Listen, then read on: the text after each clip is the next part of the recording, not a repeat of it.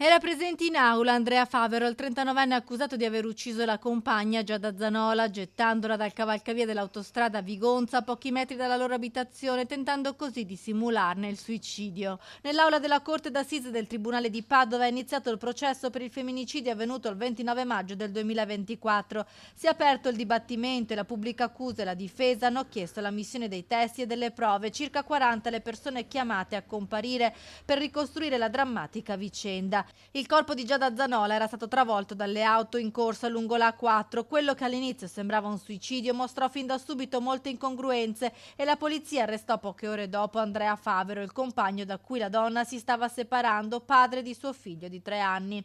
Nel corpo di Giada vennero trovati ingenti quantitativi di benzodiazepine, un potente sonnifero che Favero si era fatto prescrivere dal medico. Giada stava per lasciarlo e ad alcune amiche poche settimane prima di morire aveva confidato di temere di venire drogata dal compagno. Il GPS dell'auto del 39enne mostra il tragitto di andata e ritorno da casa la notte del delitto. Favero ha sempre professato la sua innocenza e dice di aver solo accompagnato Giada sul cavalcavia e di averla lasciata lì viva. Il pubblico ministero però gli contesta anche la premeditazione. Le udienze del processo sono state programmate da fine ottobre e fino all'inizio del 2026. Il verdetto di primo grado dovrebbe arrivare in primavera.